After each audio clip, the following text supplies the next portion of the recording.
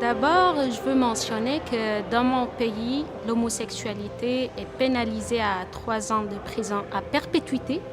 Parce qu'il y a une loi qui criminalise le rapport sexuel entre personnes de même sexe. Donc, ce qui fait qu'il n'y a aucune possibilité vraiment de faire un coming out officiel publiquement. C'est toujours dangereux. Fait que être homosexuel, d'où je viens, c'est très difficile. C'est une abomination quelquefois. J'étais victime d'agression par la police. Et après, comme j'ai porté plainte, il n'y avait pas de suite pour la plainte.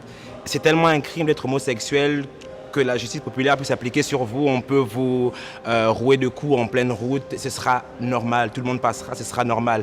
Ou même si les personnes vont porter plainte, en fait, si c'est criminalisé, elles courent même le danger d'être arrêtées pour être une personne LGBTQ+, au lieu d'être défendue. Donc c'est la double peine.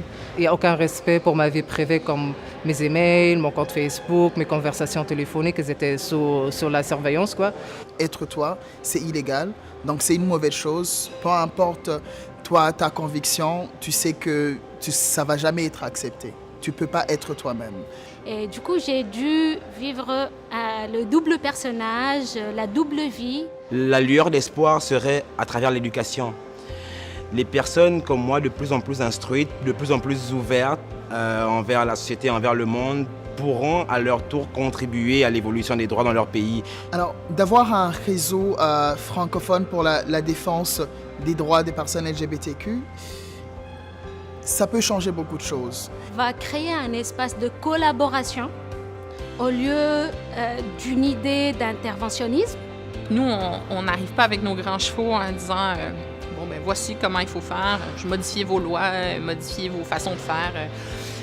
Ça ne fonctionnerait pas de toute façon, ce ne serait pas culturellement sensible. Puis je pense que si on reste culturellement sensible et qu'on implique les gens qui font déjà ce travail-là sur le terrain dans chacun des milieux concernés, on devrait être capable d'arriver à quelque chose.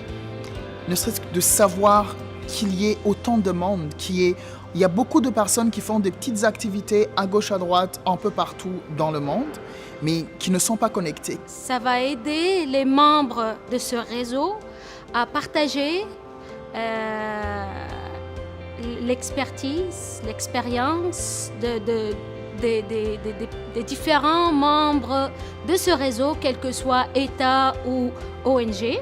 Politiquement, d'envoyer un message fort, mais aussi financièrement de soutenir les personnes sur place qui sont les plus à même de connaître les réalités des personnes LGBTQ+. Donc c'est un besoin criant et très urgent. Ça va donner comme un espace virtuel pour pouvoir travailler parce qu'il y a dans pas mal de pays, dans la francophonie, il y a des associations qui ne peuvent pas être déclarées comme une association LGBT clairement. Les cultures que nous pouvons comprendre, c'est les cultures qui sont exprimées avec le français.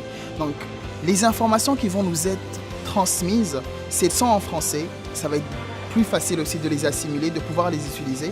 En plus, ce que je vois comme étant très intéressant dans la création de ce réseau, c'est permettre plus de visibilité à la communauté LGBT francophone internationale vis-à-vis la même communauté anglo-saxonne. Les gens n'imaginent pas une société où deux mecs ou deux garçons puissent se tenir la main ou deux filles puissent se tenir la main. C'est inimaginable en Afrique.